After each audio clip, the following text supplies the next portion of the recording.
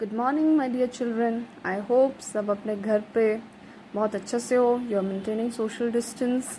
If you are stepping out of your house, you are maintaining your hygiene properly and everything is okay.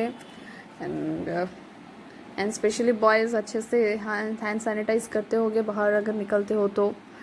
Okay चलो, आज बहुत दिनों बाद हम लोग अपनी पढ़ाई को रिज्यूम करने जा रहे हैं। आई मीन बायोलॉजी को रिज्यूम करने जा रहे हैं।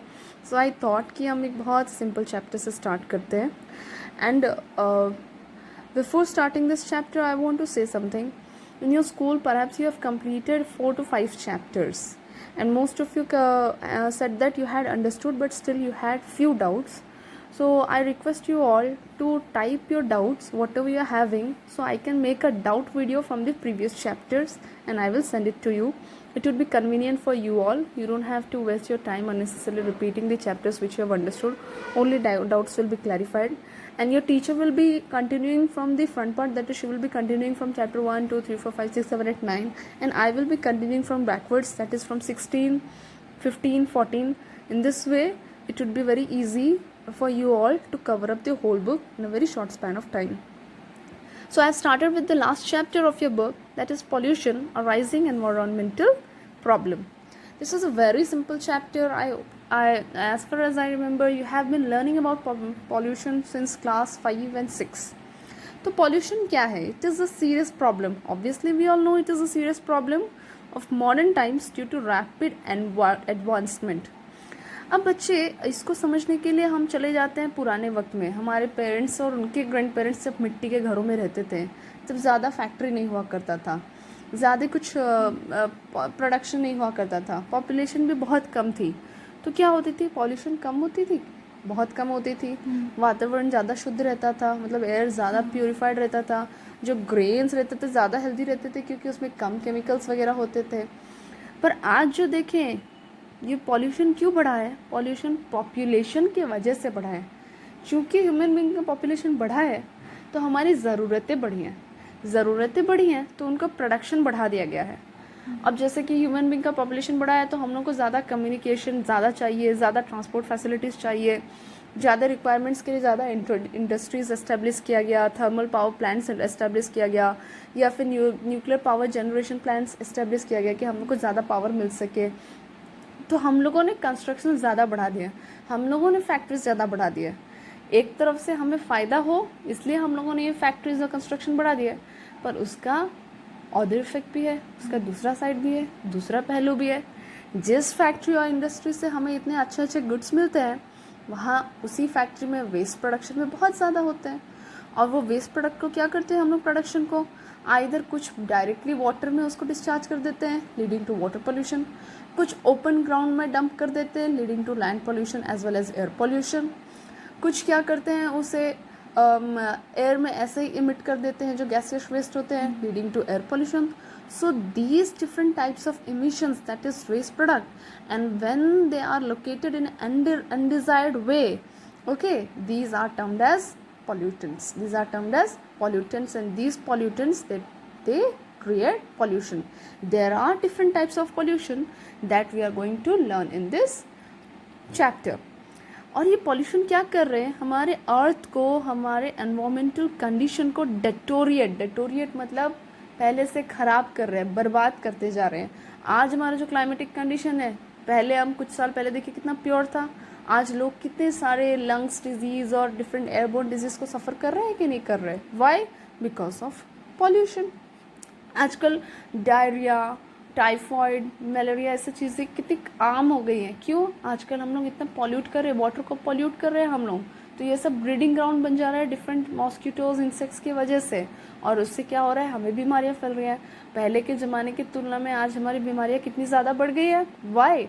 Because we human being, because of our activities, we are polluting our mother earth. Okay, so this pollution, it is posing a threat, in fact a serious threat to human health as well as almost not just human health. अगर हम सोचेंगे कि सिर्फ हम जैसे human being को problem है, तो नहीं, हमारे साथ साथ हम लोग डिफरेंट प्लांट्स और एनिमल्स और वेरियस अदर लिविंग ऑर्गेनिजम्स को भी ट्रबल कर रहे हैं इसके वजह से। आजकल प्लांट में जो उगने वाले जो फल, उनके में वो पहले जैसी क्वालिटी है क्या? नहीं, we have deteriorated the production quality of the plant. How and why? Because of the pollution. Now we have talked much about what is pollution.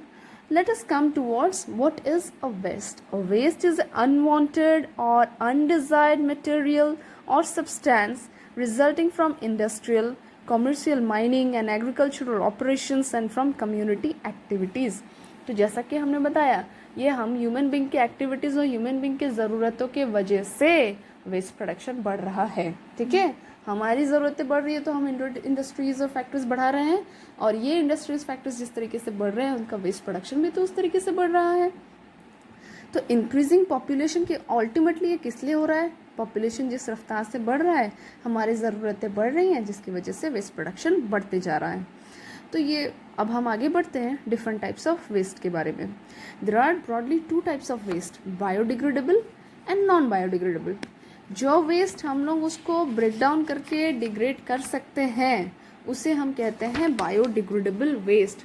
For example, सब्जियां छिलते हैं, उनके जो छिलके निकले, पील्स ऑफ डिफरेंट वेजिटेबल्स या fruit vegetables या रॉटन vegetables या waste stele food वगैरह, कल को हम मिट्टी में जाके उसे डिकम्पोज करेंगे, मिट्टी में जाके उसे रख देंगे तो वो गल जाएंगे, डिकम्पोज हो जाएंगे. तो ये दीज आर बायोडिग्रेडेबल, जो कि आराम से बिना कोई हार्मफुल इमिशन, बिना कोई टॉक्सिक गैसेस रिलीज किए वो गलकर घुल जाएंगे एनवायरनमेंट में. उसको हम लोग बोलते हैं बायोडिग्रेडेबल. बायो मतलब लाइफ या एनवायरनमेंट में easily degrade, environmental friendly way में डिग्रेड हो जाए, उसे कहेंगे बायोडिग्रेडेबल. अब नॉन बायोडिग्रेडेबल ऐसे वो जो ब्रेक डाउन नहीं हो पाएंगे माइक्रो ऑर्गेनिज्म से. इनफैक्ट उनको अगर हम लोग ब्रेक डाउन करना चाहे तो they release harmful emissions. For example, हमें प्लास्टिक को ब्रेक डाउन करना है तो हमें जलाना पड़ता है. जब हम उसे जलाते हैं तो हार्मफुल गैसेस इमिट करते हैं कि नहीं करते हैं? They are not at all environmental friendly and they are termed as non biodegradable. And also we term them as non-biodegradable because they cannot be broken down by microorganisms, जैसे कि plastic, glass, electronic waste.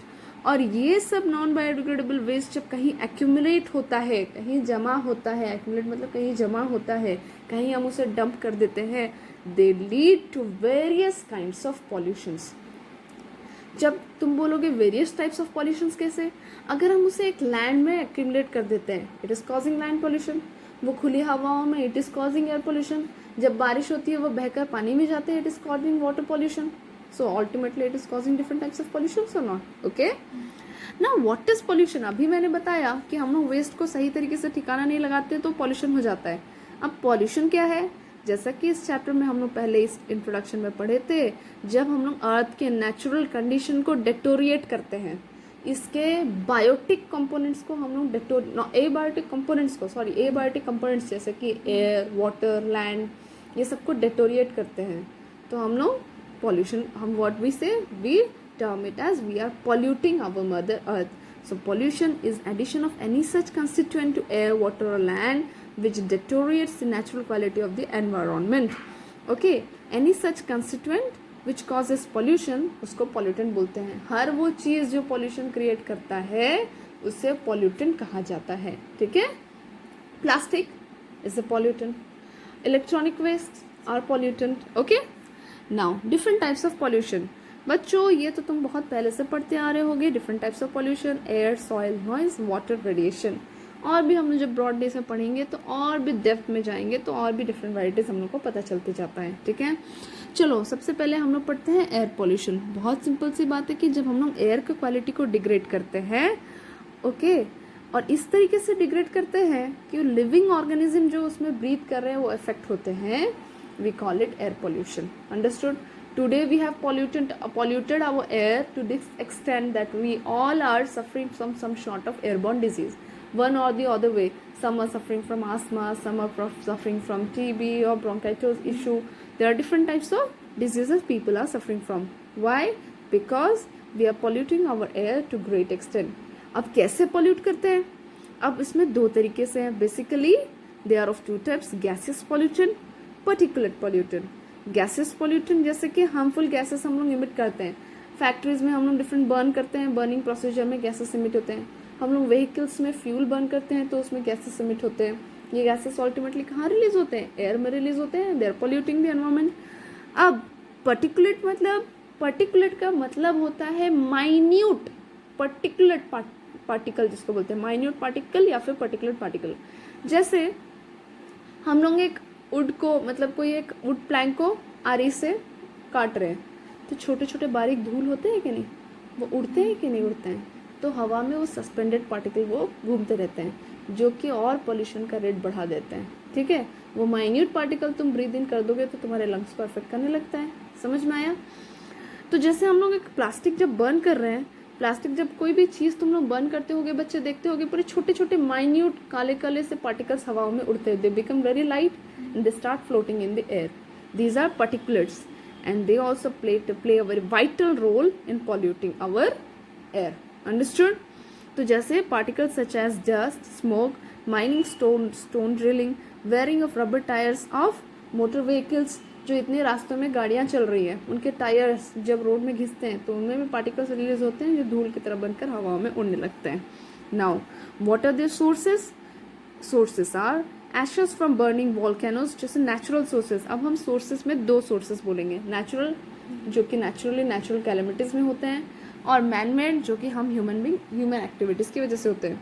अब जैसे volcanoes और natural activities, जब volcano erupt करता है इसके साथ साथ बहुत सारे हार्मफुल गैसेस इमिट होते हैं कि नहीं होते हैं, और पार्टिकल्स इमिट होते हैं कि नहीं होते हैं। तो ash from burning volcanoes, dust from storms and forest fire. आंधी तूफान आता है तो देखते हो किस तरीके से पूरे धुआं धूल पूरा भर जाता है, तो ये सब एयर को पोल्यूट करते हैं। उस वक्त क्या खुले हवाओं में खड़े होकर, क्या खुले रास्ते में खड़े होकर हम खुल के सांस ले पाते हैं? हमें आँख में जलन चालू हो जाती है, सांस लेने में दिक्कत हो जाती है। तो उस वक्त हम क्या करते हैं? मुंह में कोई कपड़े या कोई मास्क लगाकर खुद की आँख बंद करके बचाकर जाते हैं। हम लोग उस वक्त व्हीकल भी चला नहीं पाते, इस कदर धूल होती है, इस तरह पार्टिकल होती है। This pollutants are beyond human control and will continue to occur. हम रोक सकेंगे क्या? हम क्या वॉल्केनो को रोक सकेंगे इरप्ट होने से? नहीं रोक सकेंगे। क्या हम स्टॉर्म को रोक सकते हैं? नहीं रोक सकते हैं। Man made sources example, vehicular, automobiles, industries, garbage, brick kilns. These are 4 major sources which to great extent are under human control. Human activity human being की वजह से होता है, तो ह्यूमन बींग अगर कंट्रोल करना चाहे तो ये सब कंट्रोल हो सकते हैं। अगर हम लोग कम से कम ऑटोमोबाइल यूज़ करेंगे, इंडस्ट्रीज में थोड़ा सा प्रोडक्शन, अगर हम लोग उसका पॉल्यूशन कंट्रोल करना चाहेंगे, या हम लोग प्यूरीफायर्स लगा देंगे उसके गैस चैम्बर्स में, तो कुछ हम लोग ऐसा एक स्टेप ले सकते हैं जिसकी वजह से हम लोग हमारे एक्टिविटीज़ के होने वाले पॉल्यूशन से कंट्रोल कर सकते हैं। ठीक है, coming towards vehicular air pollution, as the name suggest vehicular, that means वो पॉल्यूशन जो व्हीकल की वजह से होता है। आज हम लोग जिस रफ्तार से जितने सारे मीन्स ऑफ ट्रांसपोर्ट, जैसे कि तुम्हारा ट्रक हुआ, बसेस हुआ, कार्स हुआ, रेलवे इंजन, ये सब चीज़ यूज़ कर रहे हैं, इवन एयरप्लेन्स हुआ, तो ये सब गैसियस इमिशन देते हैं। They run through different fuels, gasoline हुआ तुम्हारा, केरोसिन से कुछ जलते हैं, कुछ पेट्रोल से जलते हैं। तो ये सब क्या चीज़ होता है? डिफरेंट व्हीकल्स डिफरेंट द्वारा से जलाए जाते हैं, और ये सब गैसियस इमिशंस देते हैं। ठीक है, the exhaust given out contain 3 main gaseous content, which is carbon dioxide, sulphur dioxide and carbon monoxide. ठीक है, CO2, SO2 and CO। Simultaneously there is a wearing of rubber tyres. जिस तरीके से जब हम लोग गाड़ी चलाते हैं हमारे गैसेस इमिशन होते हैं, उसी वक्त जब रास्ते में वो गाड़ी के चक्के जब चलते रहते हैं, वो वेयर एंड टियर की वजह से वो रबर घिसते जाते हैं, और वो रबर भी माइन्यूट पार्टिकल्स बन के हवाओं में उड़ने लगता है, डस्ट पार्टिकल बन के। You must have experienced a lot of dust raised when the road cleaner sweeps the road every morning. No doubt we all have experienced it to some extent. तो अब हम ये जो पॉल्यूशन है, air pollution, जो कि हमारे activities से या व्हीकल चलाने की वजह से होगा, हम लोग इसको कंट्रोल कैसे कर सकते हैं? हम लोग natural sources of air pollution को कंट्रोल नहीं कर सकते हैं, बट हम लोग मैन मेड और ये व्हीकुलर एयर पॉल्यूशन को कुछ हद तक कंट्रोल कर सकते हैं। कैसे कर सकते हैं बच्चों? एफिशिएंट इंजन्स, अगर इंजन्स में अगर प्रॉपर एयर प्योरीफायर, मतलब आजकल जो हम लोग का पॉल्यूशन सर्टिफिकेट जो आता है कि हमारा इंजन बहुत ही माइन्यूट अमाउंट में पॉल्यूशन प्रोड्यूस कर रहा है, या एयर गैसेस इमिशंस बहुत ही माइन्यूट अमाउंट में रिलीज कर रहा है, वैसे इंजन्स यूज़ करें। Good quality automobile fuels. अब तुम लोग पेट्रोल में केरोसिन मिक्स करके जलाओगे, कभी गाड़ी चला कर देखना, कितने अजीब काले धुआं आएंगे, इंजन भी खराब हो जाएंगे, और इतने काले और इतने भयंकर उसमें से स्मोक इमिट होंगे, गाड़ी भी ख़राब होगी, प्लस हार्मफुल गैसेस भी ज़्यादा इमिट होंगे। अब हम लोग अच्छे क्वालिटी के फ्यूल्स यूज़ करेंगे, जैसे पेट्रोलियम, सबसे थिन पेट्रोल, अच्छे क्वालिटी पेट्रोल यूज़ करेंगे, या लीड फ्री पेट्रोल यूज़ करेंगे, या greater use of compress natural gas, जो कि कंप्रेस नेचुरल गैस इसलिए वो क्या कम हार्मफुल गैसेस रिलीज़ करता है। तो हम लोग ये सब चीज़ यूज़ करेंगे तो हम लोग कुछ हद तक पॉल्यूशन कंट्रोल कर सकते हैं। Okay, now coming to what's industrial air pollution. जैसा कि नेम सजेस्ट कर रहा है बच्चों, इंडस्ट्रियल एयर पोल्यूशन मतलब वेरी सिंपल, जो इंडस्ट्रीज़ के द्वारा जो एयर पोल्यूशन हो रहा है, इंडस्ट्रीज़ डिफरेंट प्रोडक्शन करते हैं और जब प्रोडक्शन करने के वक्त उनका जो वेस्ट हार्मफुल गैसेस के तौर पे रिलीज होता है, हम लोग डायरेक्टली जब उसे एयर में छोड़ देते हैं, we are polluting the air, and these are also carbon dioxide, sulphur dioxide and carbon monoxide, and apart from that oxides of nitrogen. देखो वेहिकुलर एयर पोल्यूशन में सिर्फ 3 गैसेस है, CO2, SO2 and CO, whereas talking about industrial air pollution there are 4 gases, CO2, SO2, CO along with oxides of nitrogen. Remember the difference, odd one out में आ सकता है। The smoke released by the factory chimney into the air contains a lot of particulate matter, बहुत सारे minute धूल धुक्कर जैसे होते हैं जो उड़ जाते हैं और वो पोल्यूट करते हैं हमारे हवा को। इसके अलावा माइनिंग एक्टिविटीज़ या फिर स्टोन ड्रिलिंग वगैरह भी बहुत सारे पर्टिकुलर मैटर हवा में रिलीज करते हैं, which is polluting our air. Okay, ultimately when the air is polluted, our earth is being polluted. Now talking about smog. The smoke released from various sources may get mixed with dirt particles in small drops of fog to produce smog. ये word smog 2 word से derive किया गया है, smoke और fog. जब तुम्हारे smoke के साथ हार्मफुल गैसेस फ्लूइड में, जब तुम्हारे ओस वगैरह के, ये विंटर में ज़्यादातर कंडीशन में होता है, दिल्ली में अक्सर तुम्हारा विंटर के डेज में देखोगे इस तरीके से फॉग होती है कि नज़र नहीं आती। It's not just because of the extreme climatic condition, it's also because of the harmful gases immittance from different vehicles and factories.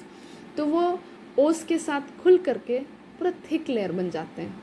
अब एक सिंपल एग्जाम्पल बच्चों तुम लोग को बताऊँ, अगर हम लोग पूरा डिस्टिल वाटर को अगर हम लोग फ्रीज करना चाहें, उसे बर्फ़ जमा दें, तो उसका जो बर्फ़ जमेगा कितना साफ कांच की तरह जमेगा।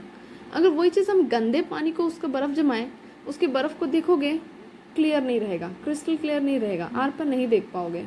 तो कुछ इसी तरीके से जो हमारे ओस में जब ये सस्पेंडेड पार्टिकल्स मिल जाते हैं, दे फॉर्म स्मॉग, और ये बहुत हार्मफुल है कि हम लोग सोचते हैं कि हम लोग नॉर्मल वेपर ब्रीद इन कर रहे हैं, ये ओस के नाम पे, या फिर ये जो ओडिया में तुम लोग कोहड़ी बोलते हो इसके नाम पे, बट उसमें क्या है, सस्पेंडेड पार्टिकुलर मैटर्स रहते हैं जो कि हम लोग को सांस लेने में दिक्कत करते हैं। इसी के लिए दिल्ली और ऐसे बड़े बड़े शहरों में बहुत हद तक के लोग डिफरेंट लंग इन्फेक्शंस और आस्थमा जैसे पेशेंट्स बहुत ज़्यादा लोग सफ़र कर रहे हैं। ठीक है, तो हम लोग को इस वक्त क्या चाहिए, जो दिल्ली में हमारे केजरीवाल ने एक ऑड इवन सिस्टम निकाला था कि ऑड इवन तरीके से वो गाड़ी यूज़ करेंगे जिससे पॉल्यूशन कम होगा, तो काफ़ी हद तक का ये स्मोक का प्रॉब्लम शॉर्ट आउट हुआ था। ठीक है, फिर दिवाली जब विंटर सीजन में आता है, कुछ लोग ज़्यादा क्रैकर्स बर्न करते हैं, तो दूसरे दिन तक हवाओं में काफ़ी डस्ट और सांस लेने में हम सबको बहुत दिक्कत होती है। It's not just because of that smoke, it's because of smoke, because the smoke has fused with the fog. Understood? ना बर्निंग गार्बेज, वेरी सिंपल, जब भी हम लोग कोई चीज़ जलाते हैं तो इसमें बहुत साफ बात है, अगर हम लोग दूर से खड़े होकर देखेंगे हमें काले एमिशंस नज़र आएंगे, काले धुएं नज़र आएंगे। एक लकड़ी के चूल्हे को भी जलाओ तो बर्तन में पूरे काले डिपोजिशंस नीचे हमें नज़र आ जाते हैं। These are the harmful emissions, these are the particulates that hang out in the air, they stick to the air and ultimately pollute the air. Very simple, so burning garbage is also one of the reason for polluting air. Brick kiln जिसे बोलते हैं ईंटों के भट्टे my dear children, जहाँ हम ईंटें बनाते हैं, ईंटें वो जिससे हम लोग घर बनाते हैं। ठीक है, जब हम लोग ईंटों को किस तरीके से बनाया जाता है पहले सुनो। हम लोग मिट्टी में थोड़ा पानी मिलाते हैं, हम लोग चिकनी मिट्टी में, लाल मिट्टी जो होती है उसमें थोड़ा पानी मिलाते हैं, उसको अच्छे से हम लोग पूरा मिक्स करने के बाद सांचा होता है, सांचा मतलब फ्रेम जैसा होता है, बॉक्स जैसा, उसमें उसे बहुत टाइटली फिक्स करते हैं और उसको निकाल देते हैं फिर, और धूप में सूखने देते हैं। अगर सिर्फ उस धूप में सूखे हुए ईंटों को यूज़ करेंगे तो हमारा घर टूट जाएगा। तो हम लोग क्या करते हैं, उस ईंटों को पकाते हैं, और किस तरीके से पकाते हैं, उसे प्रॉपर जलाया जाता है। तो देखोगे जब तुम लोग ट्रेन या कहीं पे जाओगे या डिफरेंट जगह गांव वगैरह में जाओगे, बीच बीच में तुम्हें पूरी लाल चिमनी की तरह नजर आएगा और वहाँ ऊपर से धुएं निकलते होंगे। वहाँ क्या किया जाता है, सारे ईंटों को, इन कच्चों ईंटों को सजाकर बहुत ही हाई टेम्परेचर में उन्हें जलाया जाता है। जब जला देते हैं तब वो ईंटें सख्त हो जाते हैं। और एक सिंपल एग्जांपल, अगर तुम लोगों को ये समझ में नहीं आया तो मटकी हर कोई जानते हो, पॉट में समर में हम सब इंडियंस पॉट में पानी रख के पीना पसंद करते हैं। ये हम पॉट कैसे बनाते हैं, क्ले में हम लोग वाटर डाल के उसको पॉट का शेप देते हैं। उसके बाद हम लोग अगर इस पॉट को यूज़ करेंगे जल्दी फूट जाएंगे, कच्चे होते हैं, हम लोग क्या करते हैं इसको जलाते हैं। तो तुम लोग देखे होगे मार्केट में जब पॉट लेने जाते हो उसमें ब्लैक मार्क रहता है, बिकॉज उसे जलाया गया रहता है। जब हम इसे जलाते हैं तब ये ईंटें पक्के हो जाते हैं, ठीक है। तो इस तरीके से ये ईंटों के भट्टे में क्या होता है, भट्टा मतलब it's kind of place where we burn raw moist clay bricks in order to make it firm and strong so that we can use it for further construction purpose. तो इन भट्टों को जब हम लोग यहाँ पे जलाते हैं, बहुत ज़्यादा हाई टेम्परेचर में जलाते हैं, बहुत ज़्यादा आग की ज़रूरत होती है। और इनमें जो होते हैं, जो थोड़े थोड़े धूल जो होते हैं, जो सूखे सूखे जो मिट्टी ऊपर लगे रहते हैं उन ईंटों में, वो जल्दी ही जल कर लाइट हो जाते हैं और उड़ने लगते हैं, ठीक है। तो बहुत ज़्यादा मात्रा में इनसे धूल निकल के हवाओं में डिपॉजिट होती है, leading to great amount of air pollution. Understood? So today I have taught you all about air pollution, what is pollution, what is pollutant, and different types of air pollution. So because this is an beginning of our online class and this is our first class, I'm stopping it here.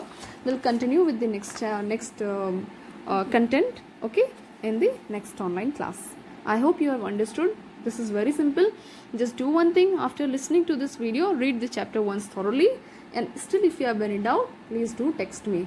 And yes, from the previous chapter, if you are having any doubts, whatever has been taught, most of the children had asked me to prepare all about osmosis, diffusion, and different types of solution, that is hypotonic and isotonic solution. I'll be making those videos soon and I'll be posting it in the group. Okay, bye bye.